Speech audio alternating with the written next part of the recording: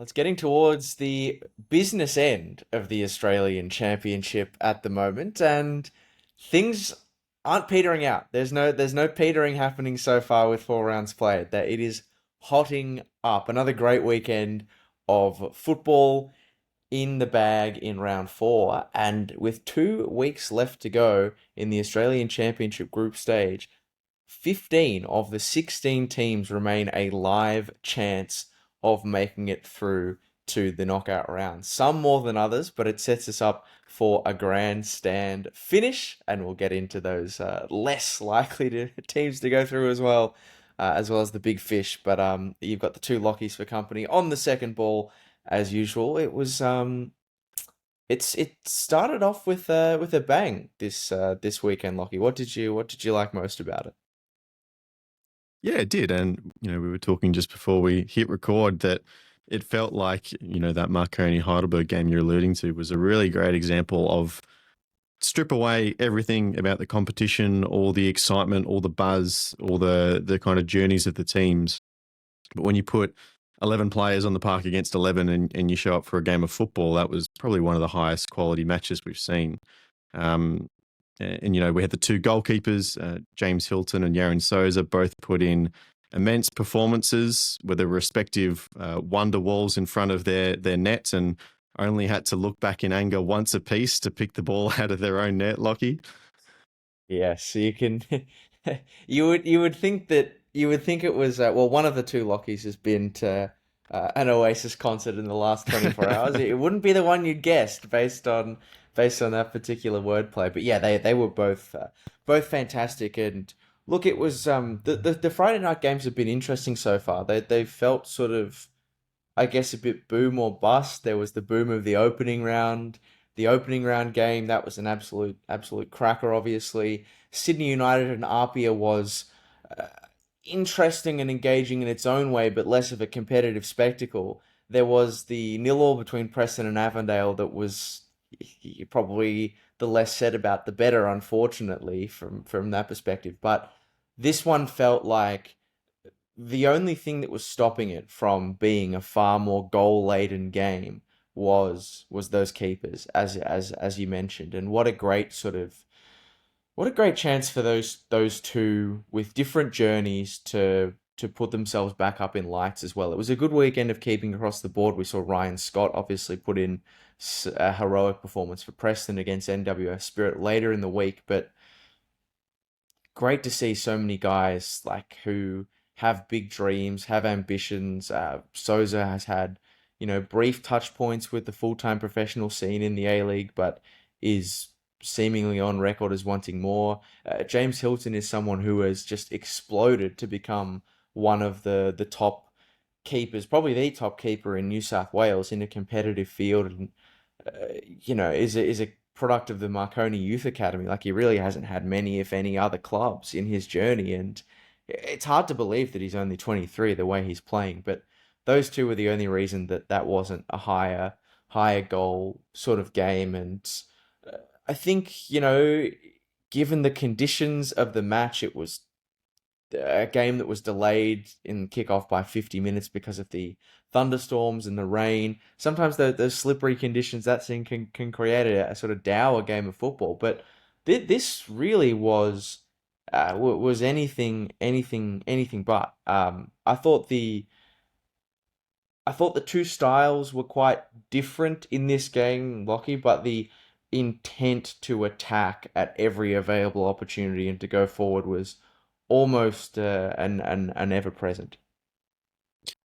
Yeah, absolutely. And look, Heidelberg are a team, and we've talked about this before, that what a lot of Australia saw in the Australia Cup is actually quite different in terms of the football that they play compared to what went on at the state level and kind of what we're seeing in the Australian Championship as well. They really do love to hold on to the ball, which they weren't allowed to do against some of those A-League opposition teams in the Australia Cup, and the way they dominate games with possession. And you have Jamal Ali sneaking through the lines from right back that just tends to pop up at crucial moments and play good passes and pop out. And obviously their strike force up front has been well documented.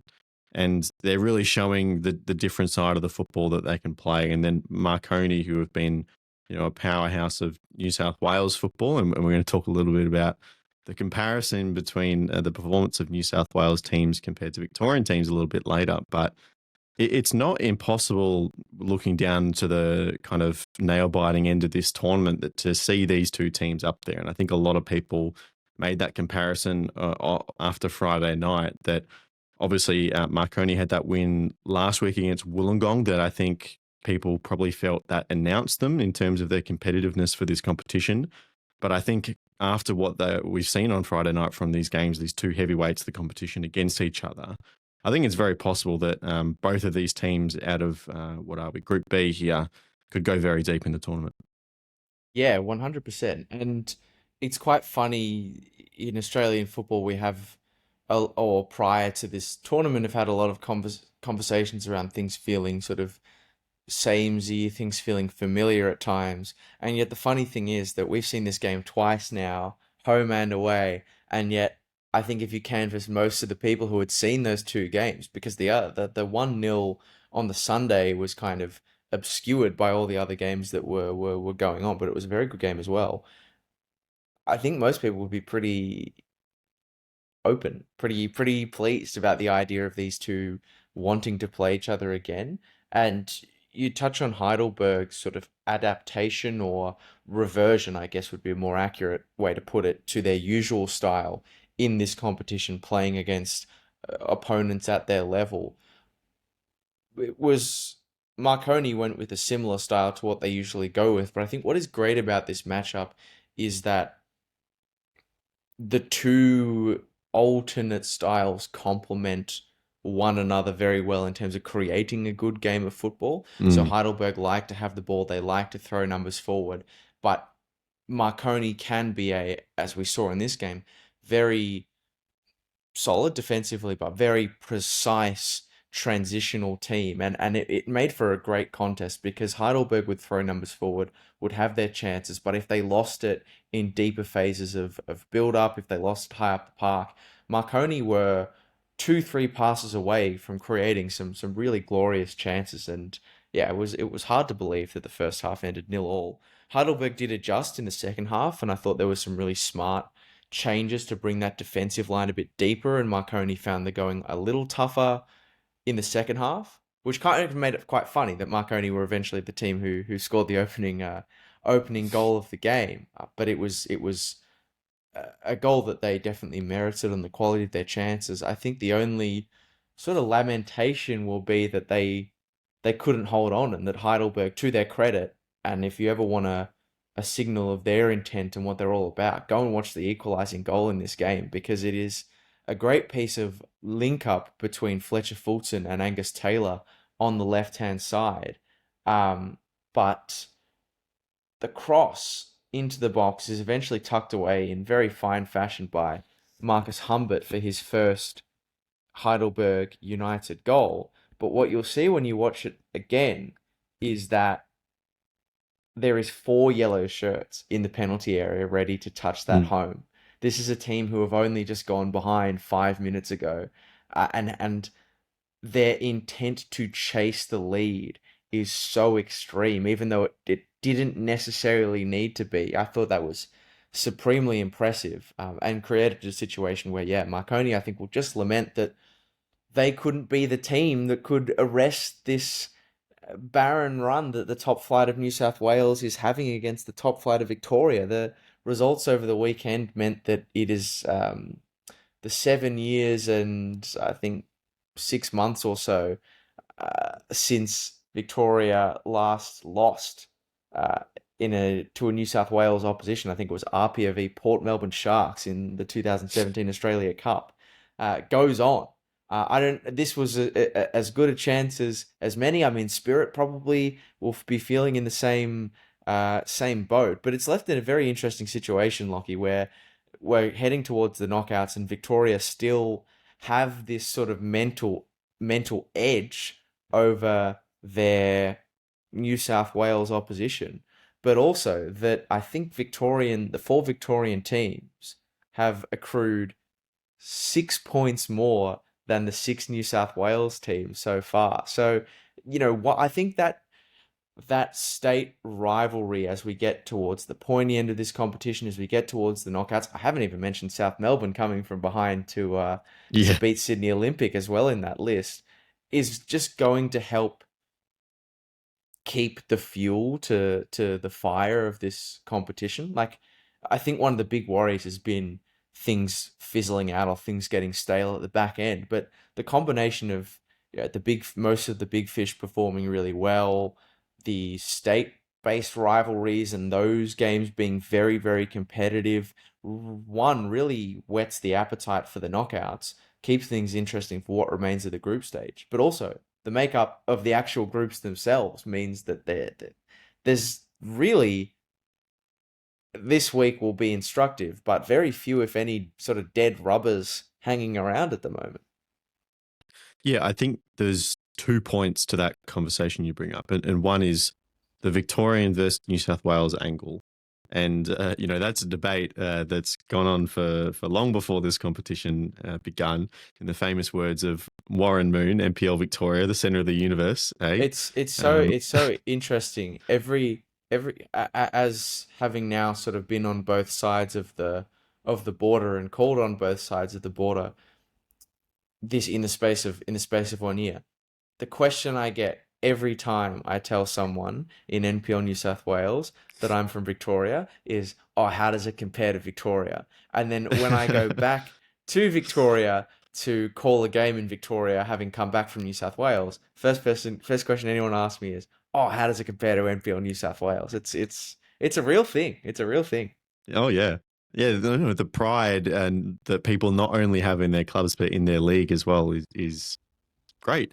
And, we talked about it right at the start of the show. One of the unanswered questions for this competition is, yes, you can have teams that go on runs in the Australia Cup, whether it be fortunate goals at the right time or good draws or whatever. But when you actually have to play week in, week out for a month and a half, who really rises to the top in terms of, the state versus state? And also playing each other again. This was one Mm, thing that came up with the coaches that I spoke to in the lead up to games this weekend. You can have, in a one-off cup game, you can have an off day and that's it. You never get a chance to atone for your misgivings. You may, it's particularly relevant in the case of teams like South Hobart, for example, or a team who's coming from a long way away. If their only chance in the cup is against a big fish away from home with massive travel, they're not going to be able to put their best foot forward, and they never have a chance to, or it's another year until they get the chance to take the learnings from that to a different opponent. But that's assuming that the opponent is of a similar quality. South Hobart mm. might 1 year get a Victorian team away from home in the cup, and then the next year they draw a team from Darwin. And so how much learning can you actually make? But that's one of the great things is, there was real fuel, there was real motivation within Peter Sekenis, within his side, to actually take what they learnt from game one and put it into game two. And now that didn't materialize in a win, but it absolutely materialized in a more complete performance, a more comprehensive performance, and a better matchup as an overall result. Like, that chance to test and learn and try things again against another team is another massive factor that not just we're getting the chance to enjoy, but I think the actual teams themselves are really relishing. And I think what's interesting, not only just about the conversation we're having here, but you mentioned like the fears of the shine kind of coming away from the tournament. But I think it's fascinating, especially this round, when we consider, okay, teams are now playing each other again. There are a lot more football narratives and football stories rather than the competition stories. I think the long-term health of this competition, especially if we want to go to home and away over a full winter season, it has to be the football driving those narratives, and it has to be the week in, week out of actually going and playing teams and what's happening on the pitch, and those storylines are what's driving the narrative of the league and the success of the league. So as much as it's, yes, okay, the shine maybe is rubbed off a little bit, and it's interesting, I think, to hear your perspective as someone who's commentating on it as well. the fact that it is now at that point in the competition where it's really about the football and the wins become more important because obviously we're talking about qualification for the next round and who's going to line up against who in the knockout phase as well. Yeah, yeah, 100%. And having a good first meeting, having a good second meeting is helping to create reasons for people to want to come back. And I have to say, as Marconi come to the end of their run of home games in the championship, that was their last of the three. 1,700 as a crowd at Marconi Stadium was not as high as their previous games where they pulled in over 2K, but in the context of really, really terrible weather conditions on Friday, it being Halloween, it being a Friday night game as opposed to a Saturday afternoon where there might be a more, I guess, kid family friendly time slot. I thought it was a really, really good turnout. And honestly, I know people might say it's 2000, like what are you talking about? But again, Marconi are not one of the they are one of the bigger clubs. They are not necessarily always one of the bigger draws in New South Wales. So I think they've really put a great foot forward and given themselves a good platform um, for future installments of the championship. And let's not forget, maybe they do have a fixture close to home coming up in the knockouts. But I guess time will tell. I mean, let's talk about the rest of the weekend from a sort of attendance perspective, because this was probably the first week where there wasn't as big of a, I guess, massive high watermark to sort of lean off. We saw a couple of lighter crowds across the stretch, owing to some of maybe the smaller market teams hosting and that sort of thing. But it was a bit of a mixed bag. Was there anything that you liked, anything that concerned you? I mean, I guess from a positive standpoint, like Arpia getting close to 3,000 to a Sunday afternoon game against an interstate opposition. Yeah, I thought was super impressive, but I don't know what did you make of the rest of the sort of attendances across the week? I mean, I think Arpia is the good example, and I know this is kind of a thread you want to go on as well, but almost 3,000 there in the stands being almost a reward for them for doing things right, if that makes sense. It's we talked about the sushi mango integration last week and the way they've prepared commercially for the competition and the lengths they're going to in training and making sure they're ready to put their best foot forward. I think crowds have responded to that in a large picture, not necessarily just the marketing for this game. But then you look at the comparison to a Sydney Olympic, right? We would have had probably bigger hopes, right, than 1,400 for the Greek derby in Sydney. But they're a team that, on the pitch hasn't put their best foot forward in that way. And maybe the crowds haven't responded. So maybe there is just an example there of there being a little bit of elasticity, if that makes sense, in terms of the effort you're putting into the competition, the results and the performances you're putting out, and then relating that into terms of how the fans are responding to that effort. And then obviously, someone like a Sydney United, not hosting at home this week, but the crowds they've been getting over the course of the competition have probably fallen below as well. But also, I keep coming back to the conversation we had earlier in the competition, is that it all does depend on the perspective on which you're watching this competition through. And in terms of bringing it up over the NPL, then I think the average crowd for the competition is sitting at around 1,800 at the moment in terms of all the games averaged together. And that feels like a pretty healthy count, I'm not going to lie. And then when you factor in that we're just going to get into the knockouts, that average will increase over 2,000 for sure, hopefully higher than that as well. When you compare that to the 8,000 that the A-League men has averaged so far across the first three rounds, when you're talking from a Division 1 to a Division 2 step, I don't think that's a bad number, to be honest. So I know people will have really lofty expectations and will probably be disappointed. And as we touched on, there are probably one or two games that do present those examples.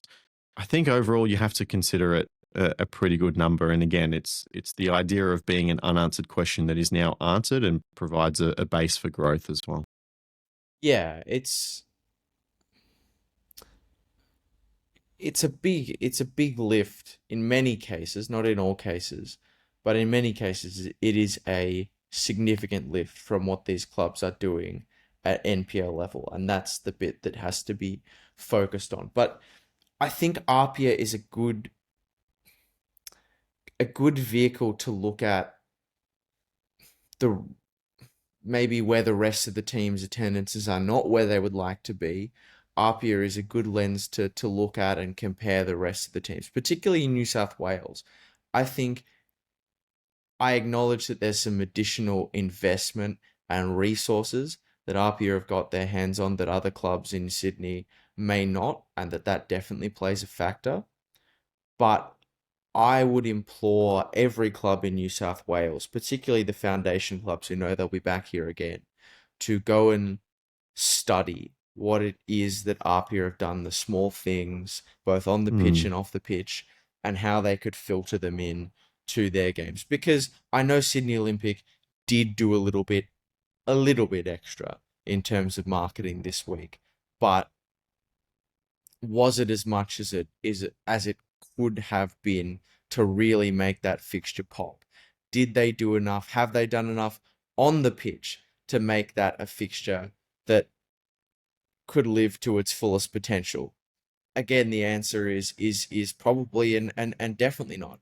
Apia have hit a great sweet spot of those two things, but at the same time, the other important piece of context here is that Apia have got 2,900 after a loss, after a defeat, mm, in a culture in Australia where your attendances can very much share a symbiotic relationship with your level of success. That is figure has come through off the back of a defeat and a shock defeat to Bayswater the previous week shows the benefits of what Apia are doing beyond their footballing program to make their match days appetizing, appealing to the outside audience. Because the contrast to Sydney United, who have had very limited sort of marketing and uplift, but very poor football performance, is stark. Marconi have had good footballing performance. They've done a few extra things here and there to market themselves, that's for sure. They're getting the benefit of increased attendances. Sydney Olympic are suffering because their football maybe hasn't so far, for the most part, been up to the required standard of their fans. Wollongong, 3,000 in the first week when they got their first home game at Collegians, down to 1,400 this week. Now, I get some of that is tied up in the event and spectacle, but two difficult defeats to their Group B opponents definitely impacted the appetite. So that just shows the importance of striking that balance of making sure you're on top of what's happening off the pitch and on the pitch. I really think that Apia, in many respects, should be used as the example club for how to approach this to maximize your return on the tournament. mm. Yeah, and Whether I that think requires some of these clubs, sorry, whether that requires some of these clubs to seek alternative investment or whatever that is, that's another question and maybe a question for the end of the tournament. But I just everyone should be studying what they're doing if you want to get the most out of this window that is offered to you. yeah, and I think like the big three clubs in terms of average crowd, right? South Melbourne, Preston, and Apia. They're all sitting over the 2,000, and South is about 5, and then Preston just under that as well. Preston, you say the fan base is there, right? And they've been consistently pulling good crowds. Really, as long as all the conditions are okay and they're in the right time slot and everything, since they got back into the NPL Victoria. And South Melbourne, we know, have been probably one of the main drivers of this competition, and they have the latent fan base there. But I think where your example stands out is Apia in terms of probably better than any club. And it's not just New South Wales clubs that should be paying attention. It's anyone who has ambitions of applying to be a foundation club in the future around the country in terms of actually taking the uplift from this competition specifically and taking advantage of that opportunity. I think you're right. I think it's Apia.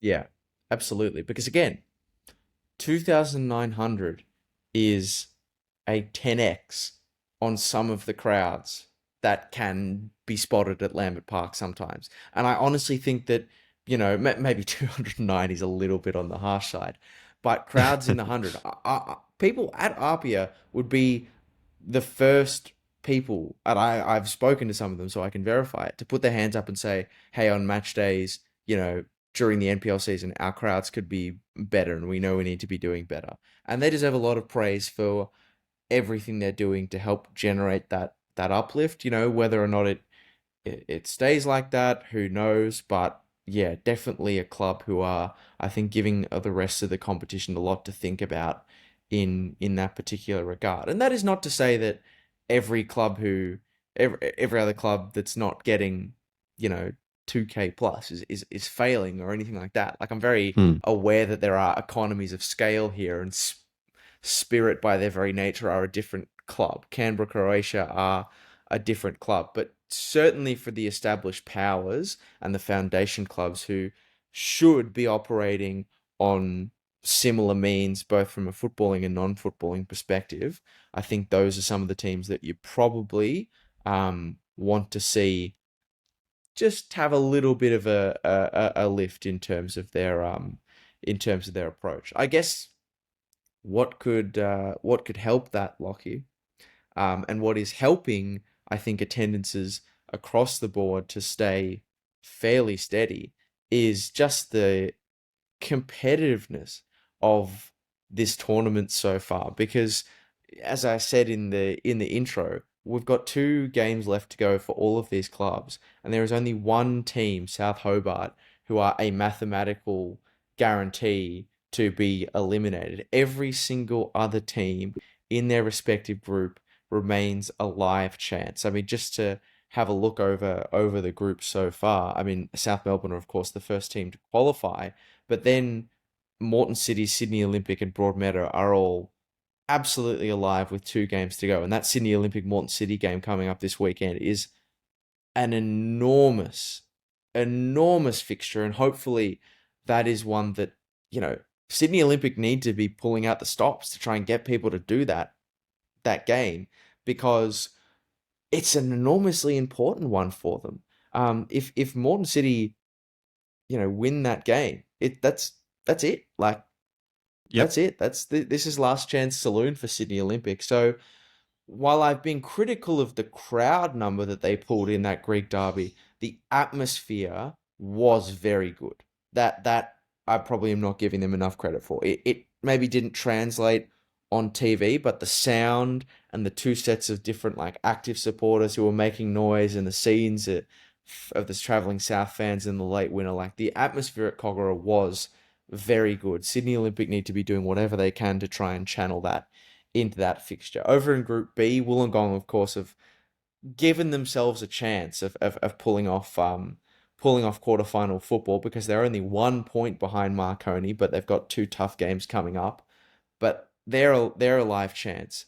Group D has shaken out a serious surprise. I mean, Bayswater can obviously seal their qualification this weekend. Yeah, Sydney United are a mathematical chance to go through, but looking pretty unlikely. But they are still mathematically there. But it's on for young and old between Metro and Apia in that particular group, and then the pick of the bunch, Lockie, is C. Because yes, Canberra, Croatia are looking unlikely now after a couple of, chastening defeats in back-to-back weeks, but an 8-5-5-3 group is as tasty as they come. Yeah, and it only just takes one result, right? Like that's the beauty of this format. Preston started slow and only got their first win on the weekend, but they're in fifth. 5 points up in second. So they all of a sudden host Canberra, Croatia this weekend. And it's literally just one of those games where no matter the results, things can flip on their head in just one weekend. So that could push Canberra, Croatia up into second. Obviously, Avondale hosting Spirit will look to tighten up their spot as well. And it just goes back to those kind of football narratives. It's qualifying for the knockouts now. This is okay. All the great storylines of the Australian Championship. Do you want to win it? Okay, well then you got to win some games of football. And so you're right. That group is wide open. Look at Group D with Bayswater City, who would predict them sitting atop of this group, a month ago when the competition started. That's remarkable. So you have, three clubs that we really, in terms of Sydney United, definitely mathematically still alive, but really, really long odds. They're pretty much eliminated. But, Metro Stars and West Apia as well, we thought could really be good things in this competition. Obviously, one of them is still going to go through. But the fact that we're going to lose one down there is a massive story. Bayswater look pretty good. They just need 1 point in their last two to progress. And then there's the likes of, South in Group A, who would become the first qualified team. I think reward for their investment in playing staff in the little extraordinary transfer window between the state competition and the Australian Championship. They recruited well. Kahadzic has done a really good job to turn this team around since he came in halfway through the Victorian season. So they're getting their just rewards there, and obviously the last couple of teams, fighting for those places. So I think it's great, as I touched on before, these storylines that are coming out just purely in terms of the football and the 3 points it's what's going to sustain this competition in the long term. Yeah, and that South Melbourne game will be a fascinating one to keep your eye out on from an attendance perspective, because I have, obviously, it's not lost on me, the ethnic history of these two clubs in South Melbourne and Broadmeadow. And, South are playing good football. They're top of the group. I mean, the game doesn't really mean anything to them necessarily. It does for Broadmeadow. But you Mm. would imagine there'd still be plenty of South fans happy to come out and be entertained. And it wouldn't shock me if you see a couple of the Macedonian supported teams just, help bolster the Broadmeadow numbers in this game. So that's a fascinating one in the 3:15 p.m. kickoff on Saturday. Elsewhere, we talk about West Apia's great home crowds. Will there be many travelling to the Sydney United Sports Centre on Friday night when those two meet again? I hope so, because the attendances at King Tom needed a bit of bolstering.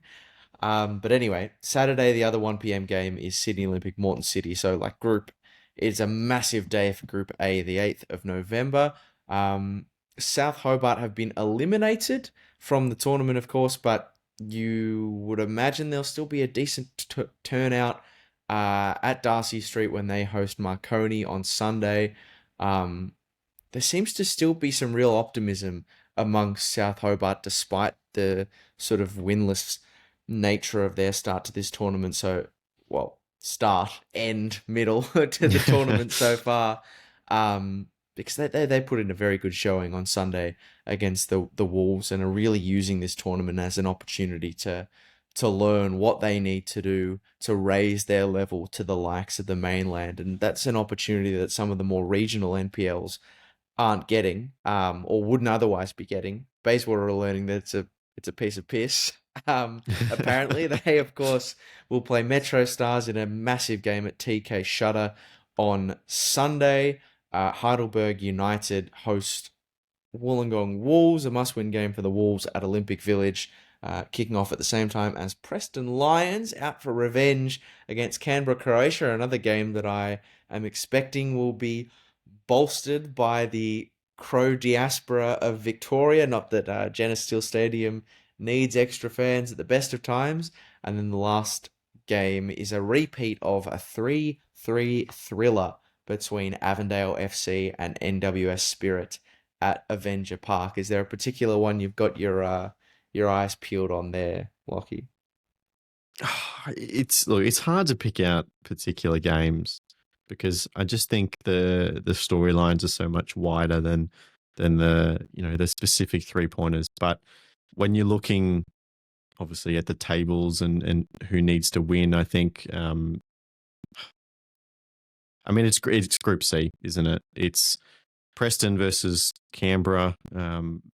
Both like with that group, because it's so tight, you have two teams who need to win so importantly. So the passion's gonna come out, and I think even any Preston home game is one to keep an eye on. It's always a good time. I'm curious though, which games are you calling this weekend? Got just the one this weekend, which is Heidelberg hosting the Wollongong Wolves. It's never a bad day when you're commentating Heidelberg football. Of course, they can seal their progression to the quarterfinals if they get a positive result in this game. The Wolves have to get a positive result if they are serious. I mean, unless Marconi are to stutter against South Hobart, in which case that would open the door for a blockbuster final day game between the Wolves and Marconi. But yeah, it'll be interesting to see how the Wolves respond to last week, where they sort of crept over the line against South Hobart. It was a much tougher game than perhaps it should have been. Um, yeah, that's I'm fascinated for that one, but I think it's hard to look past Saturday as well. Like Group A is going to be really, really interesting. That Morton City Sydney Olympic game is just absolutely uh, colossal, and I'm sure that in a week's time we'll have plenty of updates on some of the sort of big picture concepts we've discussed in this game or in this episode. Just Sorry. Yeah, just one final question. You're probably more across this issue than I am, having been involved in state league football for so long.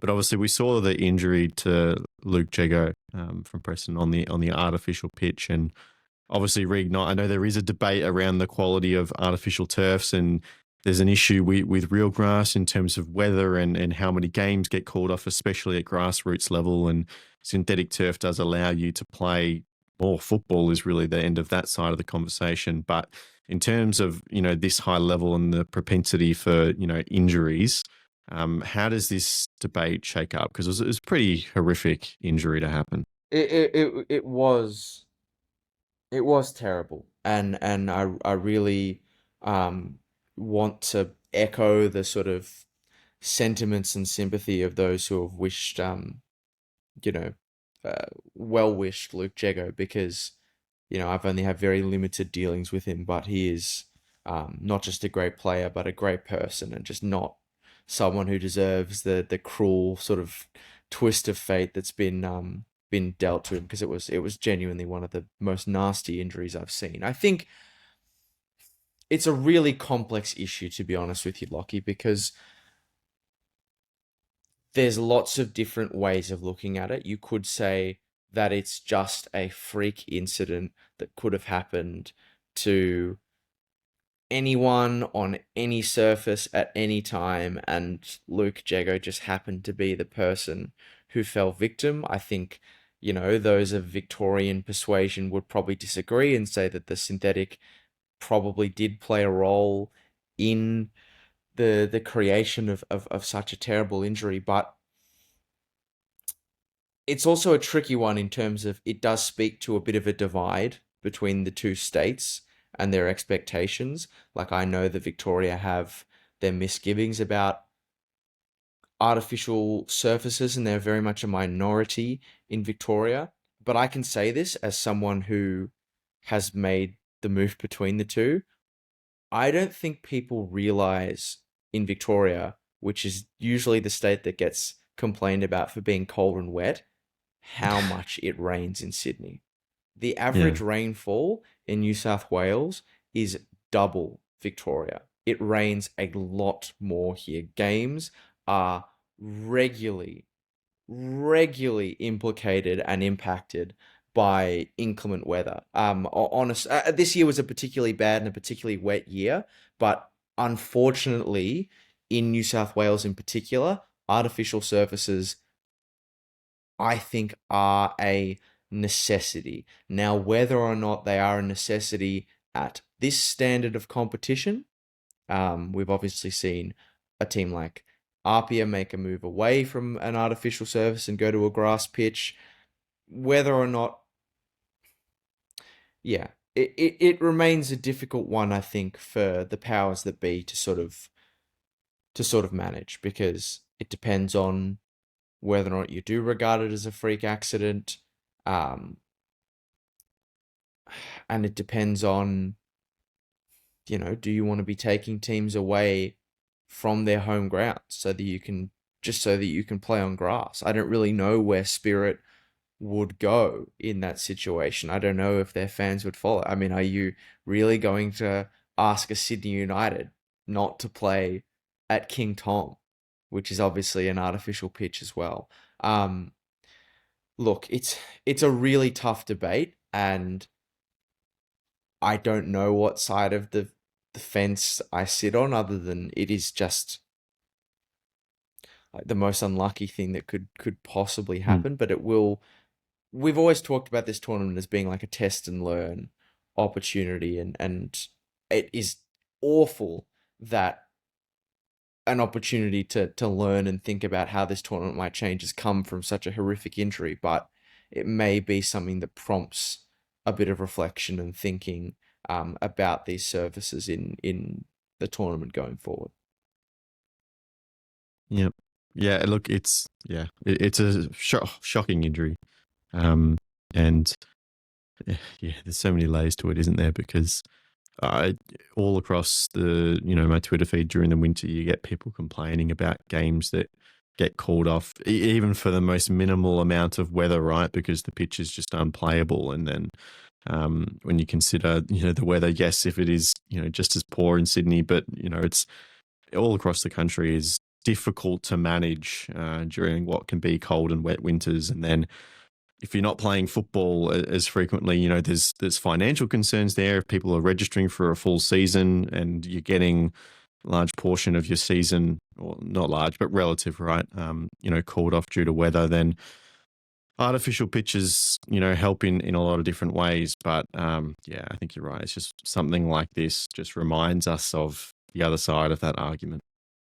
Yeah, and again, the argument or the debate is not helped, and this is not a knock on anyone, but I do think the fact that it was a Victorian team in a New South Wales pitch did Yeah. exacerbate it, because I just think until I don't know, I think unless you've lived through the reality of the weather in Sydney, and how many weekends can be affected by just a weekend long deluge, um, it is harder to understand and be sympathetic. I'm not saying it never rains in Victoria. I know that there is issues with weather there too, but the scale is extreme, and there is definitely a necessity for these pitches, and a lot of them in New South Wales. The question will be whether or not there is a necessity for them, in this competition. Mm. But yeah, I think most importantly, um, we just wish, um, Luke Jago the swiftest of recoveries, because it really was just, if you've, yeah, ever been around that sort of situation, you know how, you know tough and lonely a place it can be to have suffered through something like that. And so just, yeah, really hope that he is okay and gets all the support that he can. Yeah, for sure. Yeah, plenty to think about. A bit of a somber note on which to end the podcast, but an important discussion. We'll have plenty more of those coming, of course, in the final couple of weeks. It's only going to get more interesting, I fancy, this competition, as we get towards the final two rounds and head to the knockouts. But for now, we will sign off on the second ball from the two Lockies. Of course, thanks as always for your company, Mr. Roundball. I had to just get it in there at the last minute, get the Mr. Roundball reference in. Yeah, of course, if you want more Australian football content, you can head across to Roundball Australia. You can listen to the podcast. You can read the articles. You can go and watch the new Derby-inspired YouTube series as well. And if you want more second ball chat, of course, you can leave us a rating, a review. You can go watch the show on YouTube if you can handle putting up with seeing the faces that supply the voices. But until then, we'll say goodbye for now.